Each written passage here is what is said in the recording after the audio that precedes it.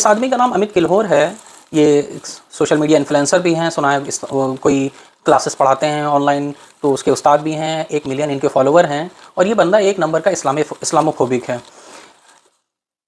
Hollywood की, बॉलीवुड की जो फालतू की खबरें होती हैं, जो गोदी मीडिया छापती है कि फ़लानी हीरोइन को एक चींटी ने काट दिया, ये उसके ऊपर एक रील बना देता है, लेकिन मुसलमानों से मुतालिक इतने मसालिम होते हैं उस पर नहीं बनाता।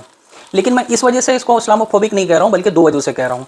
पहली बात तो ये कि जिस दिन ईरान के ऊपर अमेरिका और इजराइल ने मिल करके जो है अटैक, उस दिन इस आदमी ने जो रील बनाई थी उसमें यह कहा था कि इस्लाम पिछले सिर्फ 1400 सालों से जो है जंग पर है। अटैक किया अमेरिका ने, इजराइल ने, सारी दुनिया देख रही है। और लेकिन ये आदमी ये बोल रहा है कि जो है इस्लाम अटैक के ऊपर है, कि मतलब अगर कोई आदमी आपको आकर के जो है मारे कूटे तो चुपचाप मर करके खप करके ख़त्म हो जाओ। जो है राघव चड्ढा का तो आपने नाम सुना होगा, उससे कम नहीं है। ये आदमी उसी को ट्रोल कर रहा था कि साहब तुम इतने अच्छे अच्छे मुद्दे उठा रहे थे और फिर जो है भाजपा में चले गए। लेकिन इसका खुद का रिकॉर्ड ऐसा ही है, ये अनअकैडमी गलगोटिया वगैरह की जो है बुराइयां की और फिर उन्हीं के जो है स्पॉन्सरशिप लेकर के इसके ऊपर वीडियो बनाई। एक साहब का इस तरह का दावा था।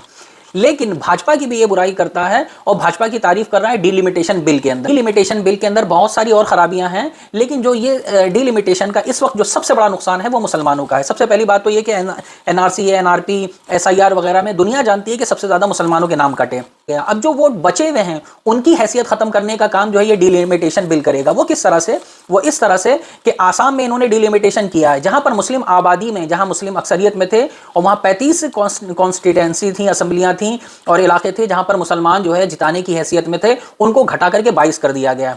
और कैसे किया गया है उसको समझिए। उसके 2 फॉर्मूले हैं। पहली बात तो ये कि जहां पर मुसलमान ज्यादा हों उसको दलितों के लिए रिजर्व कर दो। इस तरह से मुसलमान और दलितों के अंदर टकराव की एक साजिश, ये एक बदतरीन इसके अंदर बात है इस बिल के अंदर। दूसरी बात यह है कि इसके अंदर सारा इख्तियार जो है वो आईनी हुकूक की वजह से नहीं है। जैसे ये नारा चल रहा है ना कि जिसकी जितनी आबादी उसकी उतनी हिस्सेदारी, मुसलमानों का यहाँ पर कोई जिक्र ही नहीं है।